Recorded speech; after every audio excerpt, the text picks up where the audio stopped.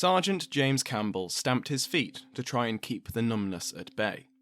He, along with thousands of others, had spent the last 2 weeks marching, with only occasional stops. After the first 100 miles, even the seasoned campaigner that he was, Campbell wished he still served under his old commander, Robert Monro. Monro had remained in Edinburgh, besieging the royalist garrison which held the city's fortress. Now, he knew from experience that a siege wasn't a good place to be, whichever side you were on, but tell that to his aching feet. So, after hundreds of miles of marching, it had been a welcome change to form up in the pre-dawn gloom and not have to move. But now, after hours of standing and waiting, well, it'd be a blessing to get moving again. When the order had come to form up, Sergeant Campbell had corralled the men in his charge, many of them green recruits, who had had a proper Scotsman's drill beaten into them, sometimes literally. At least they now knew how to load their muskets and how to hold the taper without letting it go out. They'd need that training, Campbell knew, as he looked across the river. Across the ford was a small army. Campbell had never been good with his numbers, but after years on campaign you got the knack of eyeballing it. There was easily a good few thousand waiting on the other side of the river. Smaller than the army of the Covenant, that was certain, but the ford would make it a fairer fight. If, of course, it actually came to one. So far, both armies had just faced each other. Early on, once there'd been enough daylight, a few of the louder men worked themselves hoarse, shouting and swearing at the other side of the river, but they'd worn themselves out. But after hours of doing nothing, people were getting restless. The shouts and jeers were picking back up from both sides of the river, and a few men were swaggering towards the riverbank. Campbell recognised one of them, a cavalry officer called Neil Oliver, canter his mount closer than the others. He was shouting something, shaking his sword at the royalists. Oliver had always been a bit of a mad bastard, and everyone always said that his passions would end up getting him killed. Just as Campbell thought it, someone on the other bank had the same idea. The crack of a shot rang out, and Oliver's horse reared as the man keeled backwards. The gunshot was echoed by a roar of anger from hundreds of men as the Covenanters watched one of their own die. As if the officer's death was the signal, Campbell saw the royalist cavalry begin to march towards the ford en masse. Shouts came down the line, and hearing his orders, Campbell ordered his men forward. They were to be among the first Covenanters to contest the royalist advance. With God on their side, Newburn Ford would be theirs.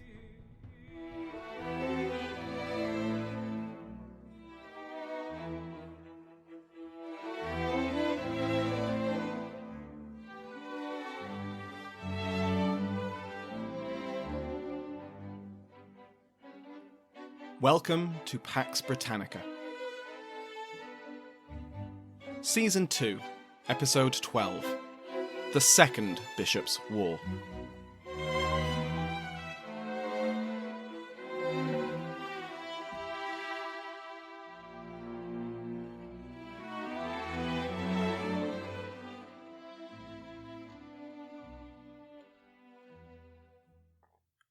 Welcome back to Pax Britannica. I'm your host, Samuel Hume. I hope everyone had a nice Yuletide and Hogmanay. Before we begin, I'd like to thank some patrons, new and old. Normally I do this at the end of the episode, but after taking 2 months off, I'm especially grateful to everyone who continues to pledge, upped their pledge, or became a new patron when I wasn't really providing rewards. Thank you to the King's favourite, Mike Sanders, for his incredibly generous donation. Thank you to a new King's favourite, Owen Cotton, who has now joined that rank. Liam Hunter has risen to the rank of Marquess of Coventry. David Robinson is now Earl Ferrers. Alistair Fanish is Earl of Fortescue. Mark Petrie, Earl of Mansfield. Stephen, Viscount Colville. John Christoph, Viscount of Near Earth Object 3753, Cruithne. Jordan, Baron Richardson. Joshua, Baron Beatty. And Baron Reflect. Thank you, all of you. These are only the people who have changed or added pledges in this time. All my other patrons who have continued to support me, thank you so much. Last time we had a narrative episode, we looked at how the Royalists and the Covenanters attempted to persuade and convince people that they were in the right. As armies mustered on both sides of the Anglo-Scottish border, propaganda was preached from the pulpit, It papered the streets. It was read aloud in the taverns. In Scotland, the Covenanter government, the Committee of Estates, did what it could to keep their coalition together and to deny their royalist countrymen support. While in England, Charles I, having dismissed the first English Parliament in 11 years after just 3 weeks, the aptly named Short Parliament, was attempting to raise an army with whatever means he still had at his disposal. However, as we saw last time, much of this royalist force was conscripted, or otherwise underpaid, and discontent within the ranks was rife. Officers were occasionally killed by their own mutinous troops, while other units went on rampages targeting Laudian churches and other symbols of authority. However, the dissent was not limited to the soldiery, and with the usual avenue of complaint silenced, that being Parliament, Charles's subjects resorted to a more direct approach. Petitions came before the king from July, and to be fair, Charles had invited this at the dissolution of Parliament. These petitions came in from across the kingdom, from the shires to the city of London, signed by minor gentry and from some of the greatest peers of the realm. We'll return to those peers in a short while, as this week the Second Bishops' Wars shall begin. In Scotland, the Committee of Estates, having wielded the pen with such success, now fell back on the sword. Royalists in the north and the Highlands, who had not been convinced, would now be shown the error of their ways. These included the areas of Badenoch, Mar, Lochaber, Rannoch, and, in a personal blow to Lord General Alexander Leslie, Atholl. If you recall when I first introduced Leslie, he'd been born in Atholl before being fostered by the Campbells of Glenorchy. When the Scottish crisis divided the kingdom between Covenant and King, Leslie used this fosterage to persuade the Campbells of their responsibility to him. Fosterage was a powerful bond in early modern Scotland. It imparted responsibilities on par with blood kinship to back the fosterling in peace and war. The Glenorchy Campbells did so. Yet Leslie's fellow Atholman did not, and he did not take this well. Leslie wrote to Robert Campbell, his foster brother, that those who chose to, quote, separate themselves from the rest of this kingdom shall find they are no friends to me, who are enemies to our cause. He warned the Campbells to be vigilant, and was due to lead a Covenanter army to confront his wayward kinsmen. However, instead, the Earl of Argyll led the force commissioned by the estates to suppress the enemies of the Covenant by force. He rampaged through the Highlands, brutally sacking royalist regions and seizing strongpoints throughout June. Speaking of strongpoints, with the situation rapidly approaching war, the Covenanters sought to repeat the rapid conquest of key fortresses they'd achieved during the First War. Once again, Edinburgh Castle was of prime importance. It had been returned to the Royalists in the Peace of Berwick, and was now under the command of Sir Patrick Riven. If you recall, Riven had refused this post before the outbreak of the First Bishops' War due to the castle's lack of supplies and poorly kept defences. This turned out to be a good choice, as Leslie took it in an afternoon. When it was returned, he agreed to hold the castle, and had ensured it was well provisioned and well defended. So, when the estates demanded that he surrender the fortress in June, he politely declined. Well, not entirely politely. He demanded the Covenanter force withdraw from the castle's approach, or else he would bombard Edinburgh with the castle's guns. The Covenanters duly withdrew. On the 4th of June, the estates established a council of war, headed of course by Leslie. In response to Riven's threats to bombard the city, the Covenanters seized dozens of Edinburgh's royalists. This, in return, led to Riven to carry out his threat. The castle's cannons, which had watched over Edinburgh, were now unleashed on the citizens. More than 200 people were killed in this exchange before Riven called a halt to the bombardment. Now, it doesn't take a military genius to realise that a strongly fortified castle, held by a hostile force, in the middle of your capital, was far from ideal, and so the estates brought in the big guns. Quite literally. Dear Sandy Hamilton, the savant of sieges, brought his considerable talents to bear on his former comrade. Edinburgh Castle was surrounded by siege works and batteries of demi-cannon, capable of launching shot of up to 40 pounds. both Riven and Dear Sandy settled in for a siege, allowing Lord General Leslie to get to work. The earlier preparations for war now bore fruit, as the tax and recruitment system instituted over the winter allowed the estates to muster an even larger and better equipped army than they had the previous year. Stephen Murdoch and Alexia Grosjean estimate this force to be around 23,000 men. Veterans of the Continental Wars made up significant portions of this army, as well as much of the officer corps. Dear Sandy Hamilton, the Aristotle of artillery, had been hard at work, and the armies were well furnished with artillery pieces of the most modern kind. With Argyll suppressing royalists in the Highlands, and the siege of Edinburgh Castle left in the capable hands of now Major General Robert Monroe, their flanks were secure. And in August 1640, the Army of the Covenant crossed the border into England.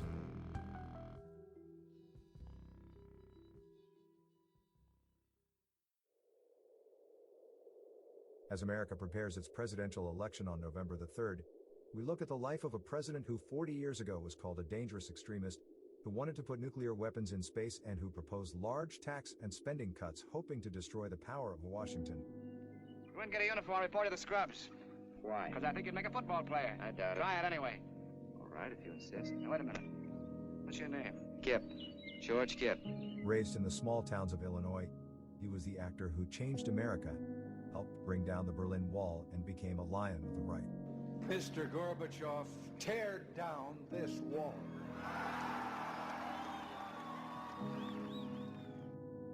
Listen to part 1 of Ronald Reagan, From Illinois to California on 10 American Presidents, from Royfield Brown and the author of Reagan, American icon Ewan Morgan.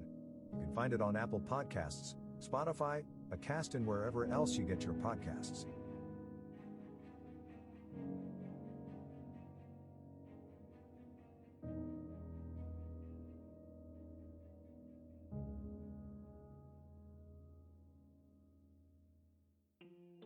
There's a small nation built in a swamp that sits in the corner of Europe.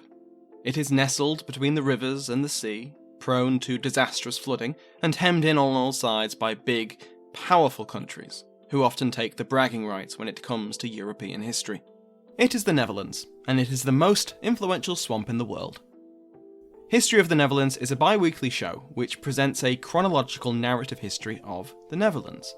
In their first 30-odd episodes, we've seen the Ice Ages come and go, a lowlander revolt against the Roman Empire, the inventive construction of life-saving dikes and dams, urbanization, French and German princes vying for power, and more workers' revolts against those princes than you could poke a stick at. They've also imagined what it would be like to be a herring in the North Sea, and unsurprisingly, it's dark and wet. So, come and listen to the history of the Netherlands as they explore the events and characters that, over time, have transformed a boggy swamp into an amazing modern marvel. That again is the history of the Netherlands. Across the border, the Army of the Covenant split into two. Lord General Leslie led the larger of the two forces, consisting of about 12,000 infantry, 1,500 cavalry, and 40 pieces of artillery, courtesy of Dear Sandy Hamilton, the Michelangelo of munitions, who was once again his General of Artillery. Leslie's force entered the East March. In the West March came Lieutenant General James Livingston, commanding 6,000 infantry and 1,000 cavalry. As we've seen, central to the Covenanter propaganda campaign in England was their assertion that, firstly, in all things they were acting defensively in response to the overreach of the king, and secondly, that they were not the enemy of the English people. As we've also seen, the Covenanter military preparations included strict discipline, and their army units were made to swear to uphold a code of conduct while on campaign. Any realistic Covenanter victory would require the cooperation of Charles's English subjects, and the usual behaviour of an invading army, looting, pillaging, rape, etc., well, that risked that cooperation. So, as the two divisions of the army marched south, they were on their very best behaviour. The speed of this invasion took the English royalists by surprise. A substantial force was garrisoning Berwick, the foremost stronghold on the border, and the traditional first stop of most invading Scottish armies for centuries. 60 miles to the south was the town of Newcastle, with its own garrison, as well as another force of about 4,500 prepared to defend against an advance across the River Tyne. About 70 miles south of Newcastle is the great ancient city of York. Here, the bulk of the royal army had mustered, estimated at about 24,000 men, and it was here that Charles intended to meet with his army. Combined, the Royalists had a significantly larger force than the invading Covenanters. However, the initiative lay with Leslie, and he knew that Charles's army was divided between these three key points. Leslie's force split off a brigade under Major General Thomas Haddington to besiege Berwick, while Dear Sandy, the connoisseur of cannon, sent officers into the city to perform reconnaissance and prepare for an assault. Unfortunately for the Covenanters, the men were discovered, preventing a swift capture of the fortress. But, more unfortunate for the Royalists, Haddington's men remained outside, surrounding the city, pinning them within Berwick. Leslie continued south with the bulk of his army, the principal fortress in the borders completely bypassed, and its garrison removed from the board. As the Covenanters marched upon Newcastle, Leslie once again split his force. One half would march onto Newcastle itself, while the other, under his command, approached a ford in the River Tyne. If they could cross the Tyne, then Newcastle could be assaulted from the south, where it was more vulnerable. This ford was at a place called Newburn. The following Battle of Newburn was the only significant action of the entire Second Bishop's War. Leslie heavily outnumbered the defending English, but he was not one to take risks. The night before attempting to cross at Newburn, he ordered 9 pieces of artillery to take up concealed positions on the north bank of the river. It's also possible that he stationed cannon in the tower of Newburn Church. Edward Cohen states that he did so in his biography of the Marquis of Montrose, who wasn't at Newburn, but Grosjean and Murdoch are less certain. Either way, Leslie had superior firepower over the Royalists. The next day, the 28th of August, the two armies faced each other from opposite banks of the ford throughout the morning and most of the afternoon. Leslie's opposite number was Edward Conway, the second Viscount Conway, who commanded the much smaller force of only 4,500. The standoff continued until one Covenanter cavalryman, frustrated at the lack of action, rode forward and brandished his sword. He was quickly shot, and his death marked the beginning of the battle for the ford, which ended rather quickly. Conway ordered 300 of his cavalry to try and cross the river, and they were met by Covenanter horse and foot. Now, Leslie revealed his artillery, which emerged from hiding at the ridge of the riverbank, and unleashed a withering bombardment on the rest of the Royalist force. With few artillery pieces of their own, and even those few cannon in inferior positions, the Royalists had little chance of outgunning the Covenanters. They didn't have the numbers, they didn't have the position, and they didn't have the technique. The few hastily built defences on the south bank were destroyed by the bombardment, and the Royalists quickly routed. It's hard to blame them. They were outnumbered, outgunned, inexperienced, underpaid, short on discipline, and in an indefensible position. To top it off, many really didn't want to be there in the first place. Now, in ordinary circumstances, in most other campaigns of this era, the Royalist rout would be followed by a devastating slaughter. This was, after all, when most casualties in battle occurred, when one side broke formation and were run down by the enemy. But this was not an ordinary campaign, and Leslie commanded that the routing men be spared. Captured and wounded soldiers, instead of being summarily executed, were released, with only the officers being kept prisoner. Leslie was playing the long game. By this stage, the Covenanter leadership was in direct contact with several English subjects of Charles. Avoiding a slaughter was just part of the effort to appeal to English sensibilities and force the king to the table. In the end, each side lost about 300 men, and Leslie victorious, marched on Newcastle. Newcastle was not prepared for a siege. The defences were incomplete, and its artillery had only just arrived that day, and so hadn't even been set up. In the aftermath of Newburn, the garrison left the city, and Leslie captured Newcastle without a shot being fired.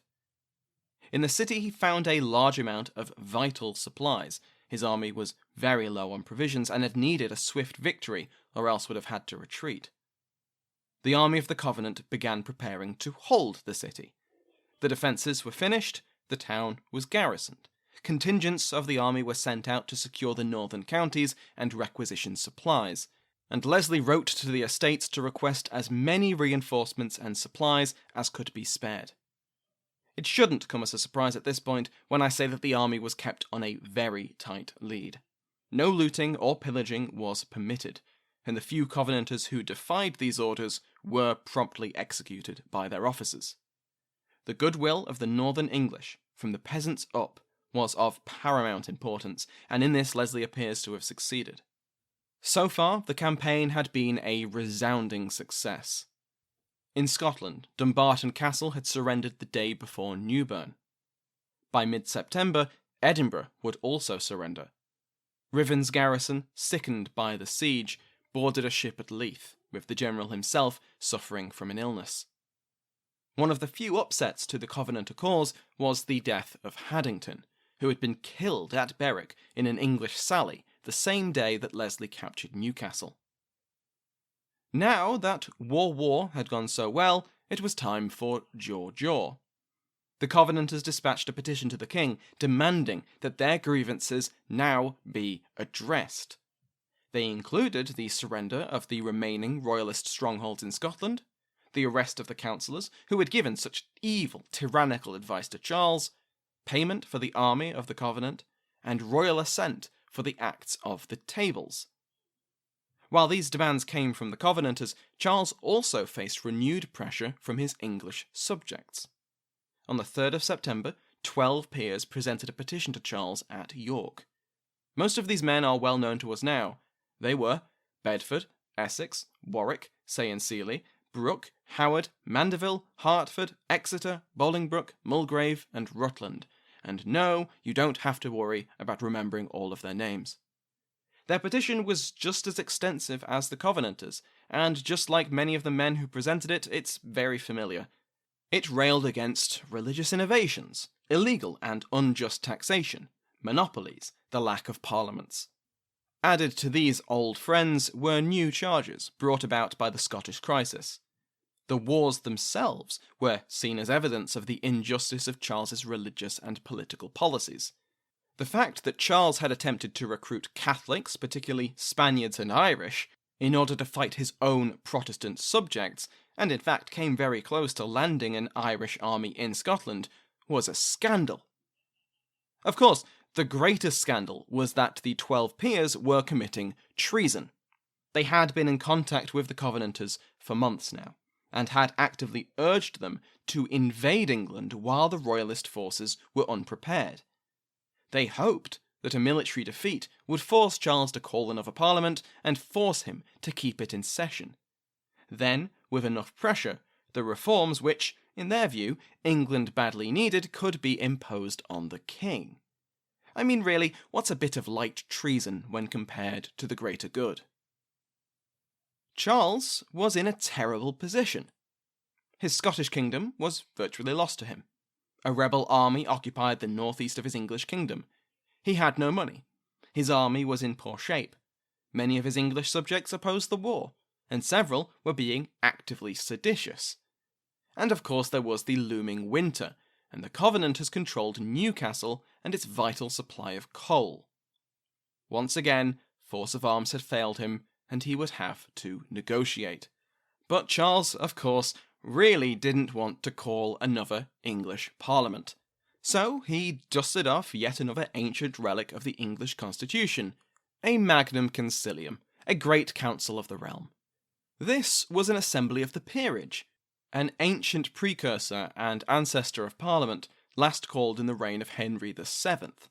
The Concilium gathered at York on the 24th of September. Perhaps this would be enough to mollify Charles's critics. See, I am consulting the realm, just not through a parliament. Unfortunately for Charles, even the Magnum Concilium could see the writing on the wall. There was some promises of money, but the assembled nobility made clear to the king that there was no real alternative.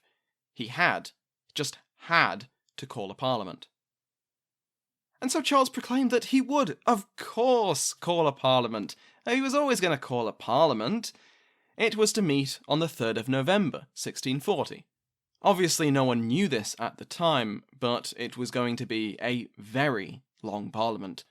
The long parliament. In the meantime, there was a small matter of the Covenanter army which was occupying everything north of Durham. The demands of the Covenanters would form the basis of the negotiations, which continued throughout the rest of October. Eventually, the king and the Covenanters agreed to the Treaty of Ripon. Essentially, until a more detailed, more permanent agreement could be made with the imminent English Parliament, the army of the Covenant would receive £850 a day to feed and pay the soldiers, and the estates would receive reparations to cover their costs. But that army? That was going nowhere. It was going to remain in the northeast of England until matters were permanently settled. You know, just in case they were needed, and just in case the king started considering a third Bishop's War. Leslie arranged for Argyll to travel south in force, bringing with him another regiment of cavalry. Once the Parliament sits, and while the negotiations were being held over the following months, the Covenanter position would only become stronger, with Newcastle and Durham reinforced and fortified, and a reserve Covenanter army mustering on the Scottish border just in case they were needed. Remember this context next time when we cover the dramatic events of the early Long Parliament. Thanks once again to everyone who has left a review on iTunes and Apple Podcasts. I read and appreciate them all. If you haven't done so already, please consider taking the time to do so. Even if you don't use it to listen to podcasts, Apple Podcast rankings and reviews are still one of the best ways to help a podcast grow. It only takes a few minutes, and I would really, really appreciate it. Thanks, as always, to my House of Lords, to Sounds Like an Earful for the music used in today's episode, and, of course, to you for listening. Happy 2021.